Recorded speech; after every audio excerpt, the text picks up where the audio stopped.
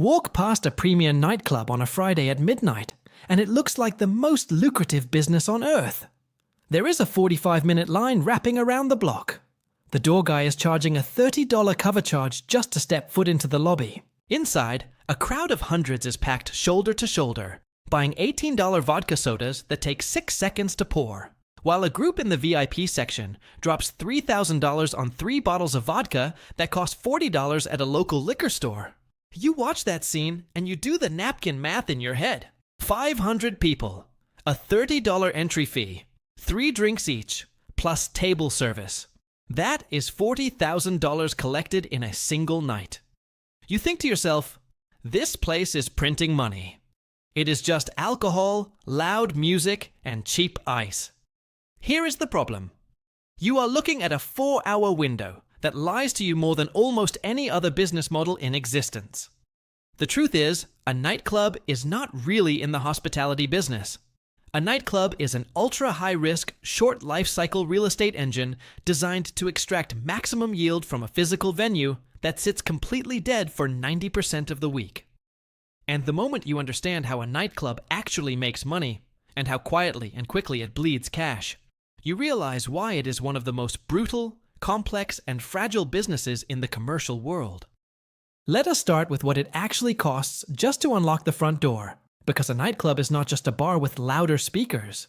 It is a heavily regulated, highly specialized assembly plant built to contain human chaos. The naive mental model assumes you rent a vacant space, buy a sound system, stock the shelves with booze, and open for business. In reality, turning an empty concrete box into a legal, code-compliant nightclub is a financial sinkhole long before you sell your very first drink. First comes the real estate. Commercial landlords understand nightlife better than first-time owners do. They know that nightclubs carry extremely high rates of noise complaints, eviction, property destruction, and municipal lawsuits. Because of that risk, landlords in major cities routinely demand 6 to 12 months of rent up front, purely as a security deposit. On top of that, they force you into triple net lease agreements, meaning that on top of your base rent, you are legally responsible for paying the building's property taxes, structural insurance, and ongoing building maintenance. Worse, it typically takes 12 to 18 months to design, permit, and build the venue, meaning you are paying tens of thousands of dollars a month in rent for over a year before a single customer walks inside. Then comes the physical build-out. You cannot just put a heavy bass speaker in a standard commercial retail space. You need industrial-grade acoustic soundproofing, so the residential apartment complex 3 blocks away does not file a noise injunction that shuts you down on week 2. Building a system of acoustic baffles, structural rubber dampeners, and decoupled double-walled drywall can easily run anywhere from $50,000 to over $150,000. Then consider high-density plumbing. A standard restaurant might get by with 2 basic restrooms. A venue holding 500 intoxicated people requires massive multi-stall facilities built with commercial-grade floor drainage, moisture-resistant walls, and vandal-proof stainless steel fixtures that can handle severe abuse. Plumbing lines and bathroom construction alone frequently exceed $80,000. Next is the sound and lighting rig. A consumer stereo, or basic PA system, will distort and blow out within an hour. A real club requires directional, high sound pressure audio systems engineered to distribute clear, heavy sound evenly across a room without deafening the bartenders. Paired with digital moving head lighting, ceiling laser arrays, and fog systems, your sound and light investment lands anywhere between $100,000 and $400,000. And finally, you hit the ultimate regulatory gatekeeper, the liquor license. In many cities and quota-based states, the local government caps the total number of full alcohol licenses in circulation. If no new licenses are being issued, you cannot simply apply for one. You have to buy an existing license on the open market from a closing restaurant or bar. In high-density nightlife markets, a full quota liquor license alone can cost anywhere from $200,000 to $600,000 in pure cash before a single hammer strikes a nail. Add up the security deposit, the acoustic engineering, the plumbing, the electrical work, the fire suppression systems, the legal fees, the liquor license, and a mandatory 6-month cash reserve. And launching even a modest 4,000 square foot nightclub requires between $800,000 and $2.5 million just to open the doors. Once the doors are open, the illusion continues with the physical design of the room itself. When you walk into a successful venue, the layout feels like a natural space for a party. In reality, the floor plan is a meticulously engineered trap designed to maximize customer discomfort for those who do not pay and elevate the status of those who do. In a normal bar, the goal is comfort. In a nightclub, comfort is the enemy of profit. Notice how there is virtually zero free seating. If you do not purchase a VIP table, you are forced to stand, shift, and walk continuously. By deliberately creating a shortage of seating, the club accomplishes two things. First, it forces general admission customers to constantly rotate back to the bar, increasing the frequency of alcohol purchases. Second, it creates an intense psychological desire for rest and personal space. When 90% of the room's seating is locked behind a velvet rope, that seating ceases to be just furniture. It becomes a luxury commodity. The main floor is deliberately engineered to be a bottleneck, loud, chaotic, and physically exhausting. The VIP section is elevated by 12 to 18 inches, giving the buyers clear sight lines over the crowd and breathing room. Even the placement of the bars is strategic. Most high-volume clubs position their primary bars deep in the back of the room or along narrow corridors. To get a drink, a general admission customer has to physically squeeze past the VIP tables, forcing them to look at the people who have purchased bottle service. It is an architectural guilt trip, designed to make the general customer feel small and the VIP customer feel powerful. Every square foot of the building is optimized to separate the crowd by their willingness to spend. Now, here is where the underlying math gets terrifying. A standard retail store operates 10 hours a day, 7 days a week. That gives them 70 hours of potential sales time every single week. A commercial gym operates up to 18 hours a day, 365 days a year. A nightclub operates on what economists call extreme revenue compression. Your rent, real estate taxes, liability insurance, equipment leases, and core management salaries accrue 24 hours a day, 7 days a week. But your revenue engine only runs for roughly 8 to 12 hours a week. Specifically, Friday night and Saturday night, between the hours of 10 in the evening and 2 in the morning. Thursdays and Sundays are toss-ups that rarely do more than cover their own hourly labor costs. Mondays, Tuesdays, and Wednesdays are dead zones, where opening the front door costs significantly more in electricity, security, and staff payroll than the bar could ever hope to collect. Think about what that structural reality means for your bank balance.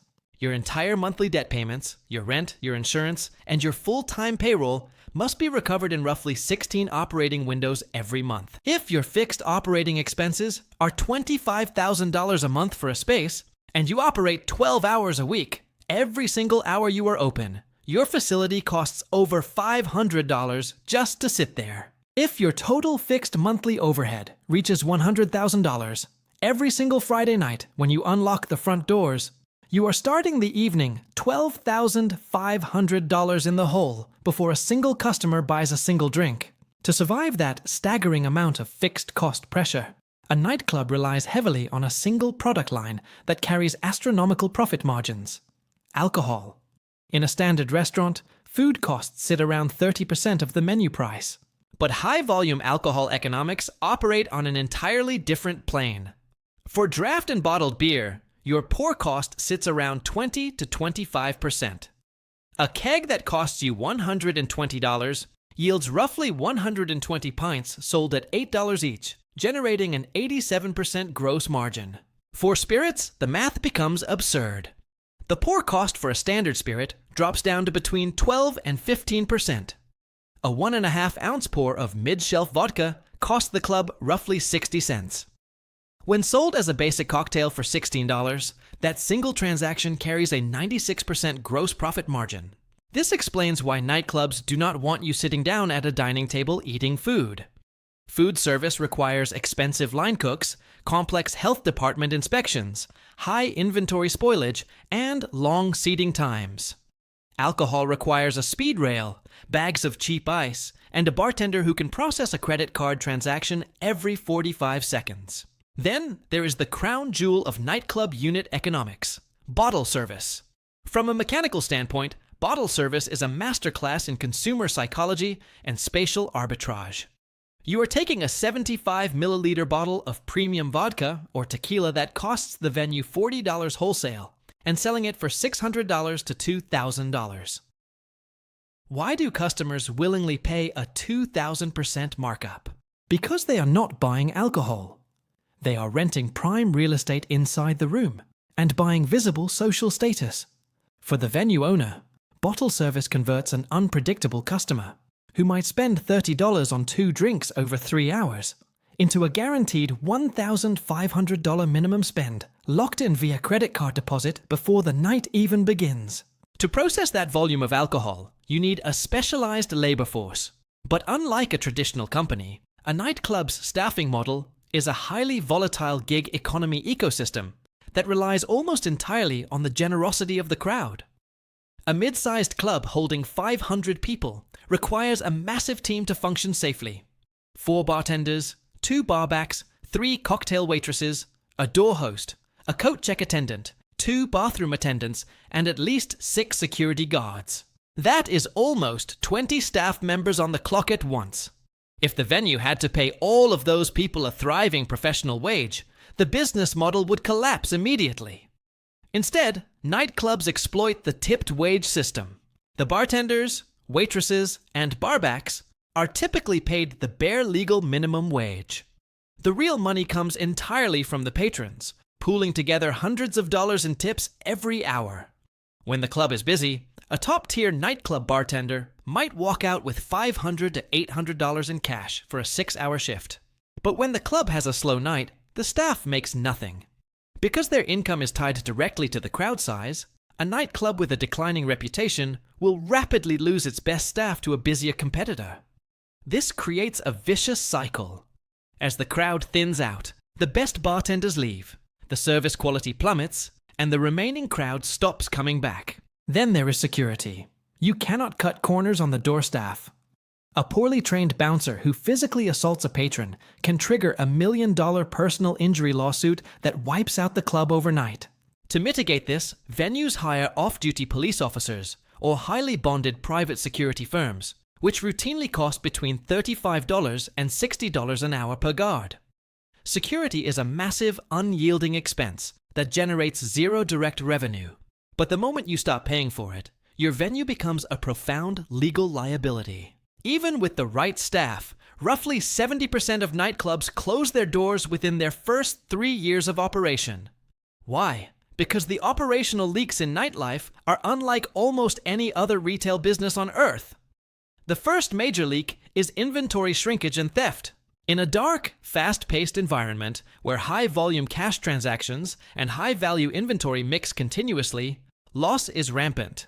A bartender over-pouring drinks to get larger cash tips, giving away free shots to build their personal clout, or outright pocketing cash from unringed sales can easily strip 10 to 15% off a venue's gross alcohol margin every single night. High-end nightclubs spend tens of thousands of dollars on automated pour spouts, real-time bottle weighing scales, and ceiling cameras focused directly on the cash registers just to track every fraction of an ounce. The second major leak is the promoter tax. Nightclubs suffer from a core identity challenge.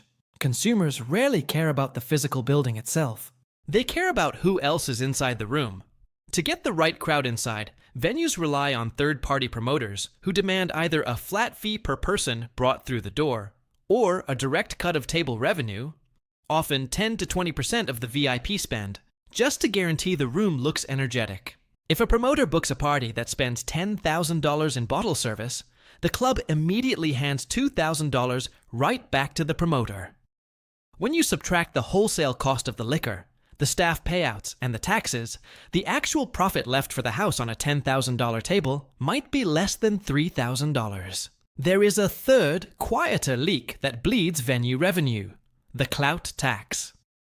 Nightlife runs on the illusion of exclusivity and celebrity presence. If a famous athlete, a platinum-selling musician, or a massive social media influencer wants a table, they almost never pay for it. The venue owner comps the table, writing off a $2,000 bottle of champagne and giving it away for free.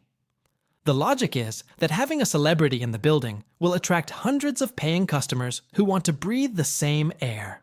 The club's marketing team will film the celebrity holding a sparkler, post it to their social feeds, and try to sell the illusion that this venue is where the elite spend their time. However, this strategy is incredibly dangerous for the bottom line.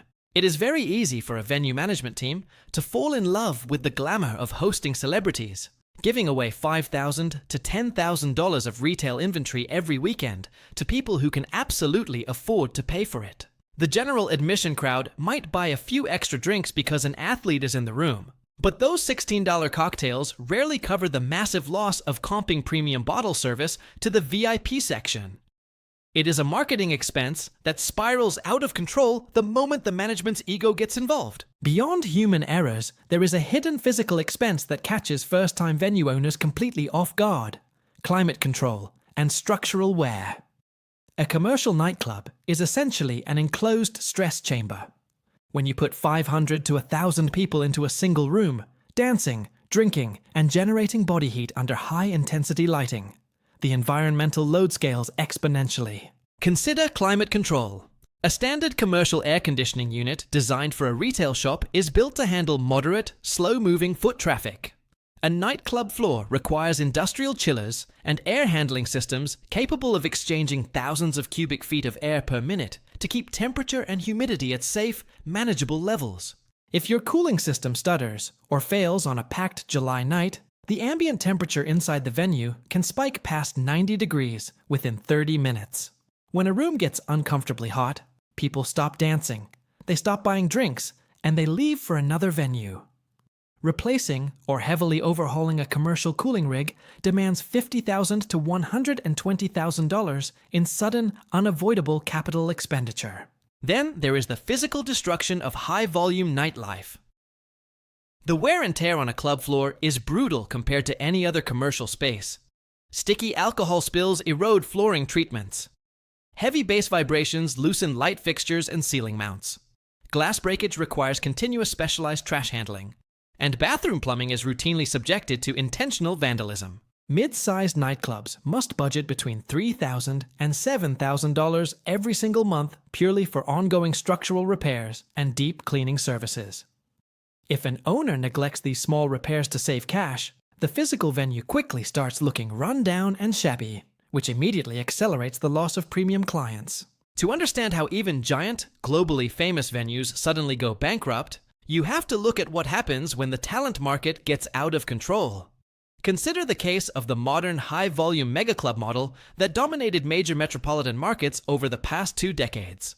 Venues were built bigger and more expensive than ever before, some spanning 30,000 to 50,000 square feet, costing upwards of $15 million to $25 million to construct and outfit. To fill a venue of that scale every weekend, operators could not rely on local resident disc jockeys or good atmosphere. They needed global celebrity talent. This created a destructive bidding war. Top-tier electronic music artists and hip-hop performers saw their booking fees escalate from $25,000 a night to $100,000, $200,000, and in extreme cases, over $350,000 for a single 2-hour set. On paper, during peak months, the numbers looked staggering. A venue might collect $400,000 in a single weekend, but once you subtracted $250,000 for the artist fee, $40,000 for promoter cuts, $20,000 for security and venue labor, plus your prorated rent, utilities, and insurance, the net profit margin was practically non-existent. When consumer tastes inevitably began to shift towards smaller, more intimate lounges, speakeasies, and boutique venues, those giant megaclubs were left with massive, unyielding fixed rent bills and talent contracts they could no longer sustain. When attendance dropped by even 15%, the entire financial apparatus collapsed under its own weight. High-profile venues that once generated tens of millions of dollars in revenue found themselves forced into bankruptcy and liquidation because their baseline operational costs left absolutely zero room for error. This brings us to the structural life cycle of nightlife that every single venue owner must confront: the decay curve. Unlike a traditional restaurant or neighborhood pub, which often gains value as it becomes a stable staple of a community, a nightclub's core value proposition is built almost entirely on novelty, exclusivity, and social relevance. When a new club opens, it experiences what operators call the honeymoon phase, typically lasting from month 1 to month 6. Influencers, high spenders, and nightlife trendsetters flock to the new space. Lines stretch around the block, VIP tables sell out weeks in advance, and profit margins look incredible. By month 18, the novelty begins to wear off. The trend-setting audience that drove your hype migrates to the newest, shiny venue that just opened 3 blocks down the street. To keep the room looking full, the venue owner is forced to make uncomfortable operational trade-offs. They lower the cover charge. They offer discounted drink specials. They hire more aggressive promoters who bring in less affluent crowds. Or they spend significantly more money booking higher-priced celebrity talent just to buy back customer attention. This creates the nightlife trap. Your gross revenue begins to drop at the exact same time your marketing and talent costs are rising.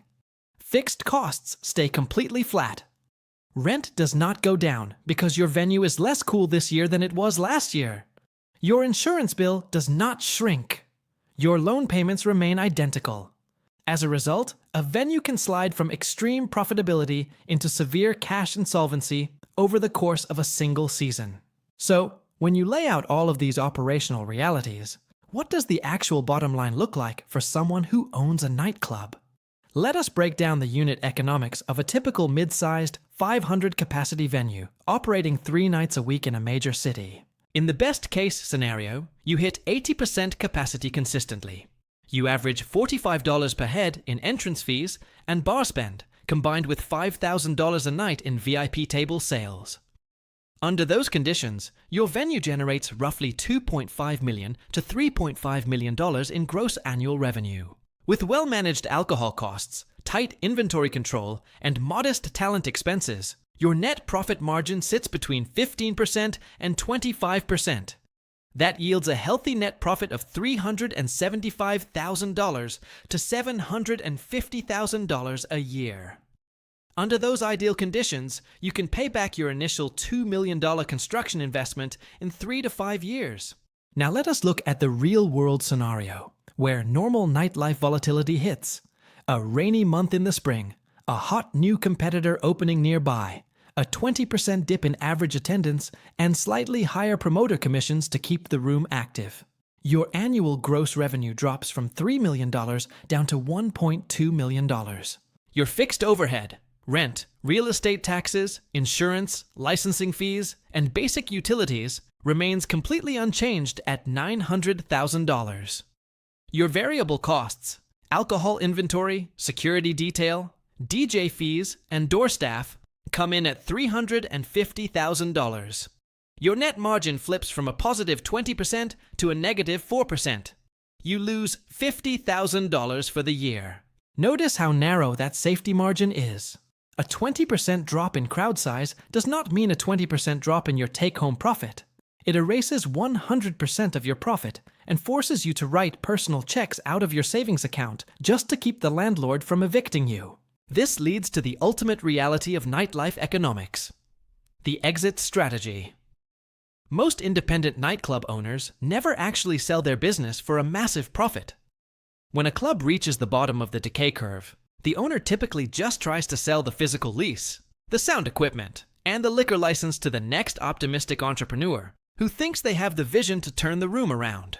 The cycle simply restarts under a new name and a fresh coat of paint. Nightlife is one of the few industries on Earth where a business can look packed, wild, and wildly successful from the outside, while its bank account is quietly bleeding to death in the dark. If you ever decide to step into the nightlife industry, remember the fundamental rule of club economics. You are not buying a non-stop party. You are managing an ultra-narrow margin, short lifespan real estate asset. Because in this business, the crowd always moves on. The only thing that stays behind is the rent bill.